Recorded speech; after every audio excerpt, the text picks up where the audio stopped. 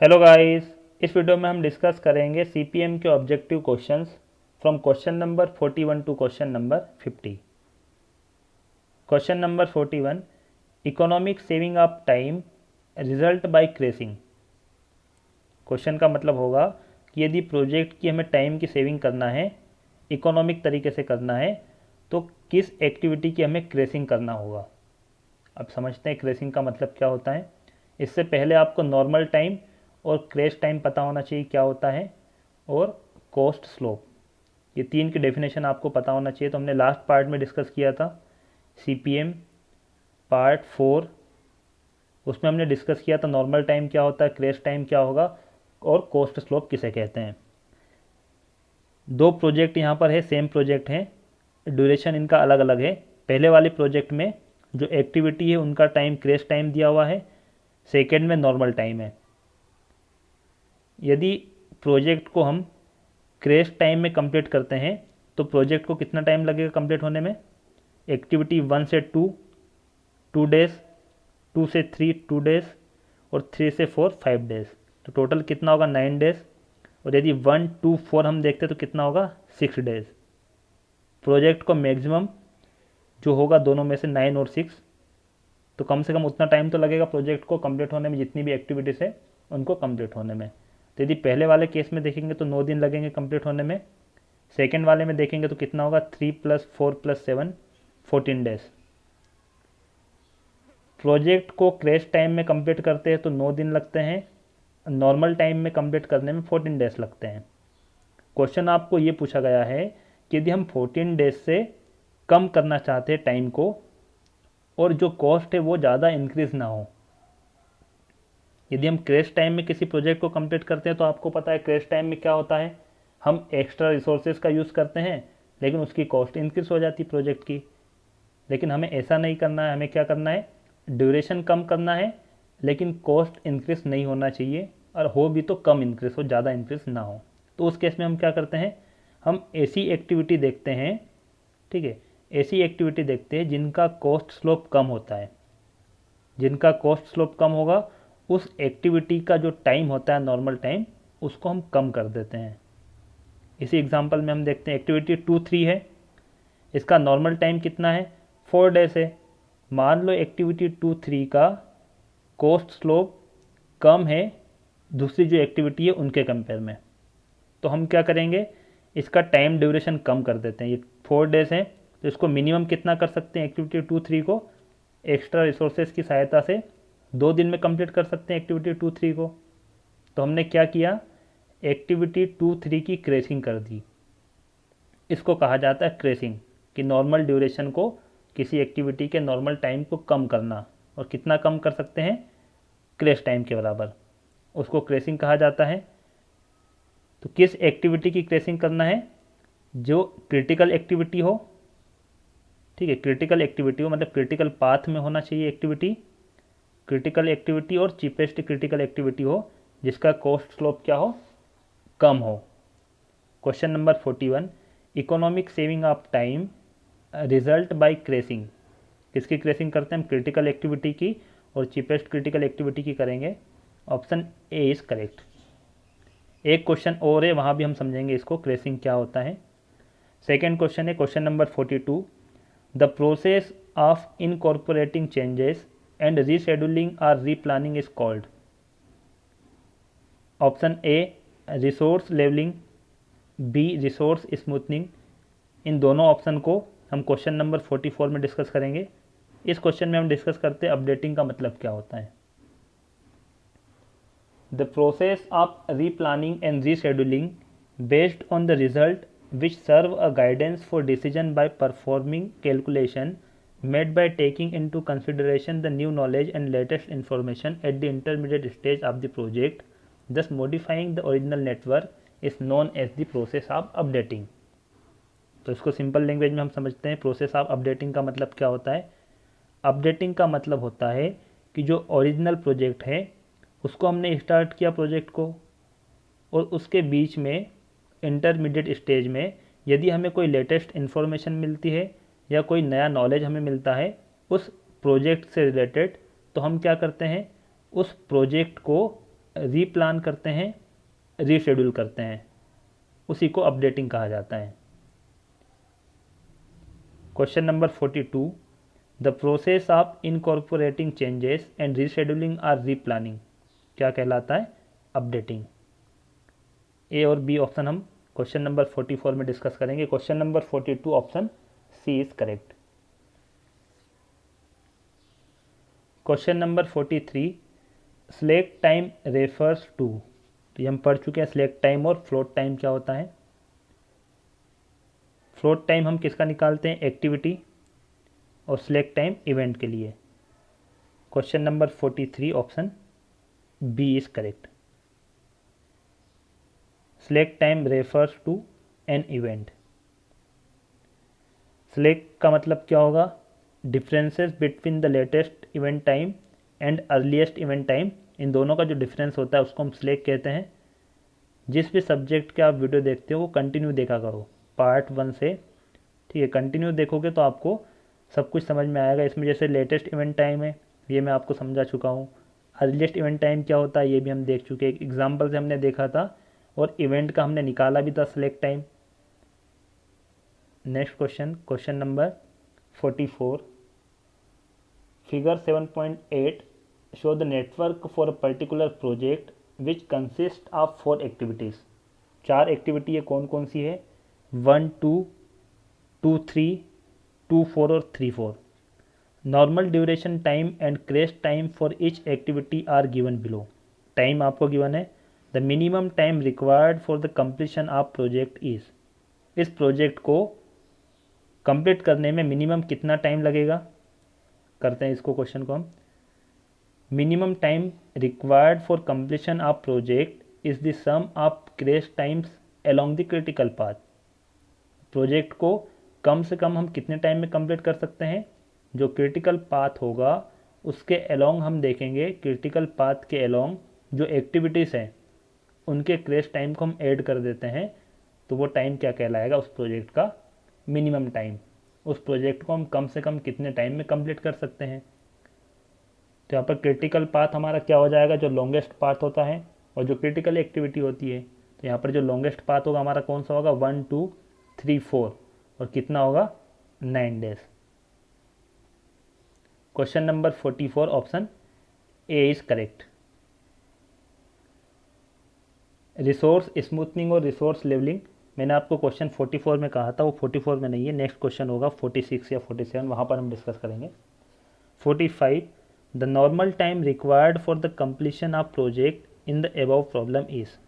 Normal time क्या होगा?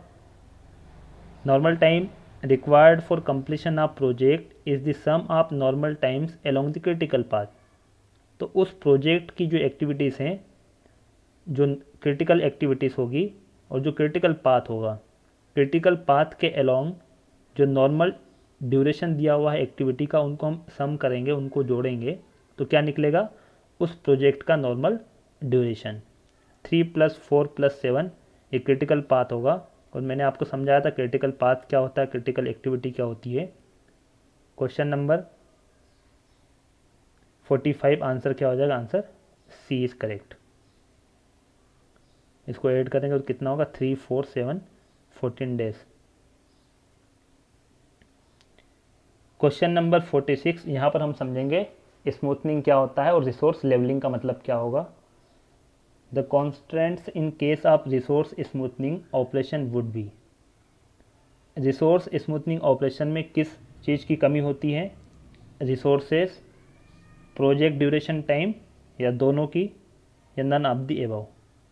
तो रिसोर्स क्या होता है? पहले हम रिसोर्स की डेफिनेशन देखेंगे, उसके बाद देखेंगे रिसोर्स स्मूथनिंग और resource levelling. Resource is a physical variable such as man, materials, machines, space, money that is required for completing various activities of a project। Project की जो एक्टिविटीज़ होती है उसको कंप्लीट करने में हमें जो फिजिकल वेरिएबल्स लगते हैं उनको हम रिसोर्स कहते हैं। तो ये सारे क्या होंगे? रिसोर्स होंगे। The network analysis for PERT CPM carried out so far is valid only if the availability of resources is unlimited। जो रिसोर्स हैं यदि वो अनलिमिटेड होंगे ठीक है, तभी हमारा नेटवर्क एनालिसिस क्या होगा, वैलिड होगा। हमने जो नेटवर्क बनाया, हमने नेटवर्क में क्या कहा है कि एक्टिविटी 1 से 2 इतने टाइम में कंप्लीट होगी, 2 से 3 में इतना टाइम लगेगा। जो हमने एनालिसिस की है नेटवर्क की, वो कब वैलिड होगी, जब हमारे पास रिसोर्स हो। हमने ये तो कह दिया कि एक एक्टिविटी को करने में इतना टाइम लगेगा, उसमें इतने रिसोर्स लगेंगे, लेकिन वो रिसोर्स अवेलेबल होना चाहिए, तभी वो एक्टिविटी कंप्लीट होगी। लेकिन एक्चुअली ऐसा नहीं होता है। But all the necessary resources are not available in unlimited quantities. Unlimited quantities में रिसोर्स अवेलेबल नहीं होते हैं। Availability of some of the resources may be restricted. कुछ रिसोर्स ऐसे होते हैं जो रिस्ट्रिक्टेड होते हैं, अनलिमिटेड नहीं होंगे। तो उस केस में हम क्या करेंगे, उस केस में रिसोर्सेज की स्मूथनिंग होती है और रिसोर्सेज की लेवलिंग। रिसोर्सेज स्मूथनिंग का मतलब होगा, this is the first approach of solving the resources allocation problem in which the resources are considered to be unlimited. Resources smoothing में हम क्या करते हैं, हम रिसोर्स जो हैं उसको हम कंसिडर करते हैं कि हमारे पास रिसोर्स कैसे है, अनलिमिटेड है।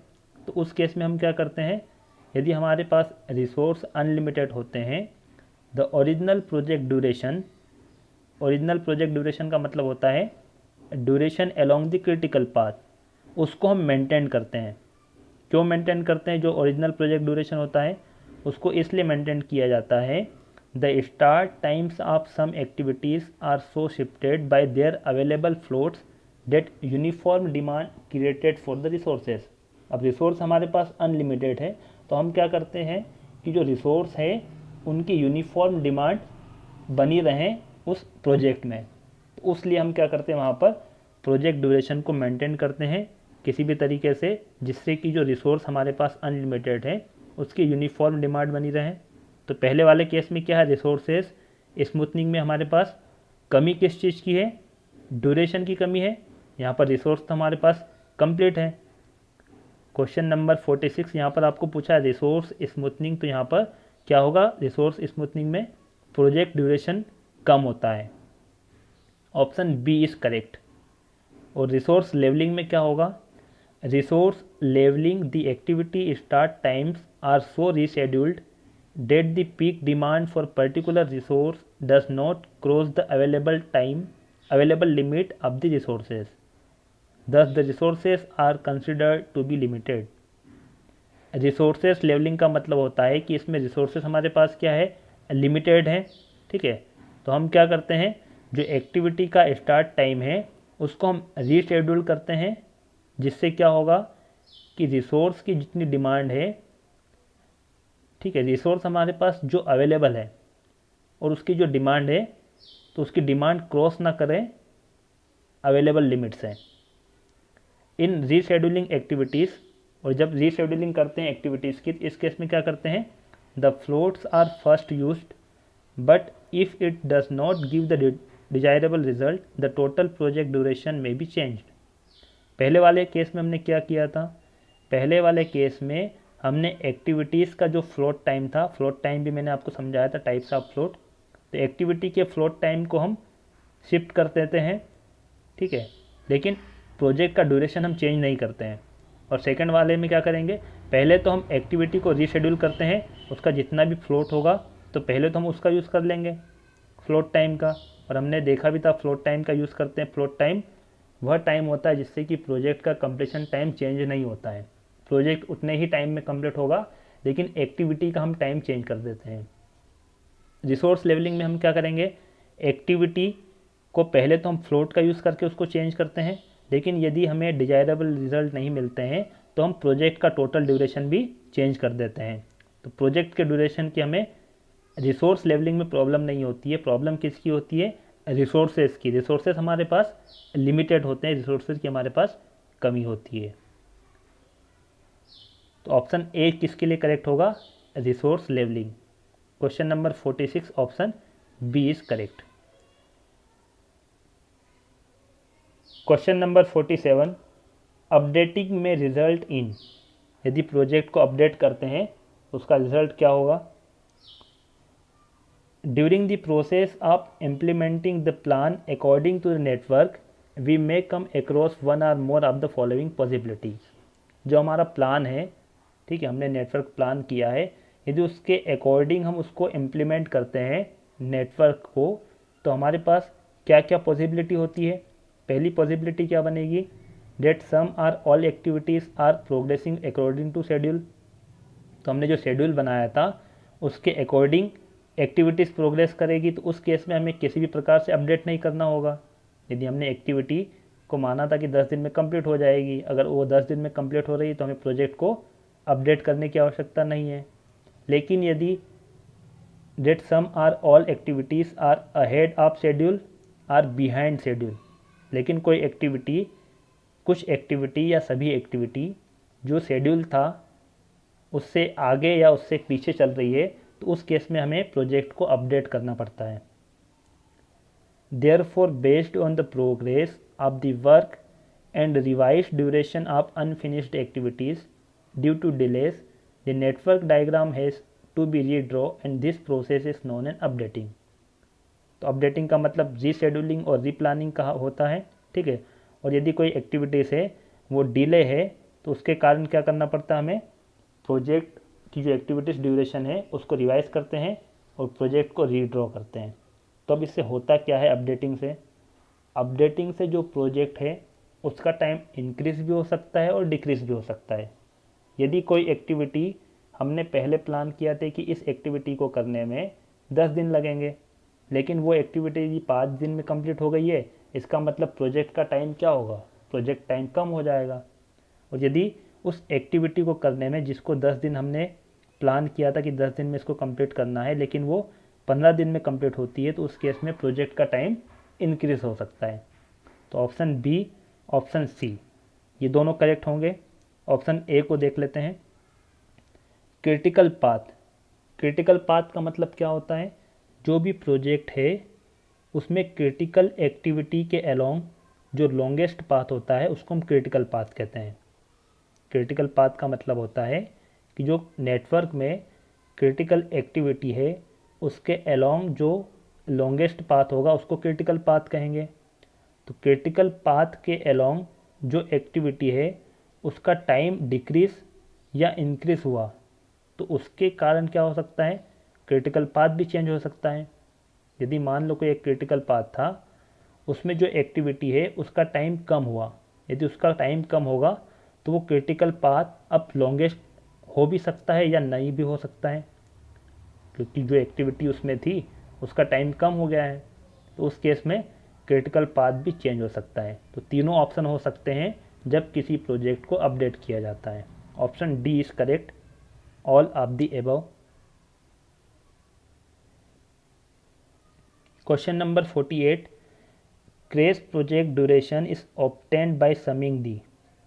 ये हम देख चुके हैं, यदि किसी प्रोजेक्ट का हमें क्या निकालना है, क्रेस ड्यूरेशन निकालना है, तो हम क्या करते हैं, crash duration for all the activities along the critical path obtained by taking into account the crash duration for all activities. तो हम क्या करते हैं, जो क्रिटिकल पाथ होता है उसके अलोंग जो क्रेस ड्यूरेशन होगा उसको सम कर देते हैं, तो वहाँ से क्या निकलेगा, उस प्रोजेक्ट का क्रेस ड्यूरेशन। और इसी प्रकार से नॉर्मल ड्यूरेशन भी हम निकालते हैं। Question number 48 option D is correct. Question number 49 और क्वेश्चन नंबर 50, इसमें इसी टेबल का हम यूज़ करेंगे, टेबल नंबर 7.1। क्वेश्चन देखने में डिफ़िकल्ट है, जितना देखने में डिफ़िकल्ट है उतना ही इजी क्वेश्चन है। Table 7.1 show the activity normal time, normal cost, crash time and crash cost for the network shown in figure. तो इन सभी की मीनिंग आपको पता होना चाहिए। एक्टिविटी भी मैंने समझाया था, एक्टिविटी डेफिनेशन क्या होती है, normal time, normal cost, crash time और क्रेश कॉस्ट। यदि इनकी डेफिनेशन आपको पता होगी तो ये क्वेश्चन आपको समझ में आएगा। यदि नहीं पता है तो इससे लास्ट वाला वीडियो आप देखिए, क्वेश्चन नंबर 31 से क्वेश्चन नंबर 40 पार्ट 4, CPM का पार्ट 4 देखिए। क्वेश्चन में आपको पूछा है the normal cost and crash cost of the whole project are respectively. तो इस प्रोजेक्ट की यदि हमें ड्यूरेशन निकालना है तो ड्यूरेशन अलग चीज़ होती है। ड्यूरेशन क्या होता है कि जो क्रिटिकल पाथ है उसके अलोंग हम देखते हैं, क्रिटिकल पाथ के अलोंग जो ड्यूरेशन होगा वो उस प्रोजेक्ट का ड्यूरेशन होता है। लेकिन यदि कॉस्ट हम देखेंगे तो कॉस्ट क्या होती है प्रोजेक्ट की, जितनी भी एक्टिविटी है उन सभी एक्टिविटी को करने में जितना पैसा लगेगा वो टोटल कॉस्ट होगी उस प्रोजेक्ट की। यदि हमें प्रोजेक्ट की कॉस्ट निकालना है तो उस प्रोजेक्ट में जितनी भी एक्टिविटी है, एक्टिविटी 1 2 2 3 3 4 2 4 4 5, तो इन सभी एक्टिविटी को करने में जितनी कॉस्ट आएगी उन सभी को हम ऐड कर देंगे तो वो क्या निकलेगी, टोटल प्रोजेक्ट की कॉस्ट निकलेगी। 3 4 यहाँ पर डमी एक्टिविटी है, डमी एक्टिविटी में टाइम और रिसोर्सेस नहीं लगते, ये भी मैं आपको समझा चुका हूँ। क्वेश्चन में आपको नॉर्मल कॉस्ट और क्रैश कॉस्ट पूछी गई है और टेबल में आपको दिया हुआ है एक्टिविटी 1 2 2 3 2 4 और 4 5 के लिए नॉर्मल कॉस्ट और क्रैश कॉस्ट। तो आपको सिंपल क्या करना है, यहाँ पर इन सभी को ऐड करना है। इनको ऐड करोगे 1860 होगा और इनको ऐड करोगे तो 1550 आंसर होगा। Question number 49 option A is correct. इतना सिंपल क्वेश्चन है। नेक्स्ट क्वेश्चन है नॉर्मल कॉस्ट क्या होगा। Normal cost of the whole project will be equal to the sum of normal cost of all activities. और duration अलग होता है, ध्यान रखना आपको। कॉस्ट यदि पूछते हैं तो सभी एक्टिविटी की हम ऐड करते हैं जितनी भी प्रोजेक्ट में होती है, और नॉर्मल ड्यूरेशन निकालना तो ड्यूरेशन में हम क्या करते हैं, जितनी भी एक्टिविटी है क्रिटिकल पाथ के अलोंग, प्रोजेक्ट की एक्टिविटी नहीं, जो क्रिटिकल पाथ के अलोंग होगी उन्हीं को ऐड करते हैं। और सेम यहाँ पर क्रैश कॉस्ट क्या होगी, of the whole project will be equal to the sum of crash cost of the all activities. Last question देख लेते हैं, question number 50। Question number 50, if the management decide to complete the project of question number 49 in 12 days, which activity would you prefer to crash. यदि management decide करता है कि question number 49 में जो project duration है उसको 12 दिन में कंप्लीट करना है, तो किस एक्टिविटी को हमें पहले क्रैश करेंगे, कौन सी एक्टिविटी को, या सीक्वेंस क्या होगी। तो क्वेश्चन देखते हैं, क्वेश्चन नंबर 49। एक्टिविटी को क्रैश कब किया जाता है, जब उसका नॉर्मल टाइम होगा तभी हम क्रैश कर सकते हैं। यदि उसका क्रैश टाइम हम कंसिडर करेंगे तो उससे कम टाइम में तो उस एक्टिविटी को हम कंप्लीट कर नहीं सकते हैं। तो हमें यहाँ पर कौन सा टाइम लेना पड़ेगा, नॉर्मल टाइम। और नॉर्मल टाइम में हम देखेंगे कौन सा क्रिटिकल पाथ होगा। Activity 1 2 4 days, activity 2 3 3 days, activity 2 4 2 days और 4 5 7 days। अब यहाँ पर आपको क्रिटिकल पाथ निकालना है 1 2 3 4 5। इसको कंप्लीट करने में 14 days लगेंगे। 1 2 4 5 इसमें 13 days होंगे। तो हमारा जो क्रिटिकल पाथ होगा वो क्या होगा, लॉन्गेस्ट पाथ होता है। क्रिटिकल पाथ होगा 1 2 3 4 और वहाँ पर प्रोजेक्ट ड्यूरेशन कितना होगा, 14 days। अब हमें क्रैश करना है। क्रैश का मतलब मैंने आपको क्वेश्चन नंबर 41 में समझाया था, जो नॉर्मल टाइम होता है उस टाइम को हमें कम करना है, लेकिन कौन सी एक्टिविटी का कम करना है, जिसका कॉस्ट स्लोप क्या होगा, कम होगा। Activity 1 2 has the list cost slope, therefore crash it first. Activity 1 2 3 4 5 इस क्रिटिकल पाथ में यदि हम देखेंगे तो एक्टिविटी 1 2 का कॉस्ट स्लोप कम है। वैसे 2 4 का भी कम है, लेकिन ये क्रिटिकल पाथ में नहीं है, इसलिए इसका हम क्रैश नहीं करेंगे। क्रैशिंग हम करेंगे किसकी, जो क्रिटिकल पाथ है उसकी अलोंग जो एक्टिविटी है उसमें जिसका कॉस्ट स्लोप कम होगा। तो एक्टिविटी 1 2 है। एक्टिविटी 1 2 को हम कितना क्रैश कर सकते हैं, नॉर्मल टाइम उसका 4 days है, कम से कम उसको हम 2 days में कर सकते हैं। प्रोजेक्ट ड्यूरेशन 14 days था। यदि हम एक्टिविटी 1 2 को क्रैश करते हैं 2 days, तो प्रोजेक्ट का ड्यूरेशन कितना हो जाएगा, 12 days। प्रोजेक्ट का ड्यूरेशन 12 दिन हो जाएगा, ठीक है। तो हम क्या करेंगे, एक्टिविटी 1 2 को क्रैश करेंगे 2 days। Duration by which activity 1 2 can be crashed 2 days। Question number 50 option A is correct. Activity 1 2 by 2 days। यदि यहाँ पर आपको प्रोजेक्ट 12 days से 10 दिन का अगर दे देते कि 10 दिन में आपको कंप्लीट करना है, तो उस केस में भी आप देख सकते हो कि सेकेंड नंबर पे देखना है आपको किसका कॉस्ट स्लोप कम है क्रिटिकल पाथ के अलोंग, उसे हम उस एक्टिविटी को क्रैश करेंगे। Thank you for watching. Friends video अच्छा लगा तो लाइक कीजिए, कमेंट कीजिए और ज़्यादा से ज़्यादा शेयर कीजिए। चैनल पे आने तो चैनल को सब्सक्राइब कीजिए जिससे कि आपको लेटेस्ट वीडियो मिल सके। Thank you for watching.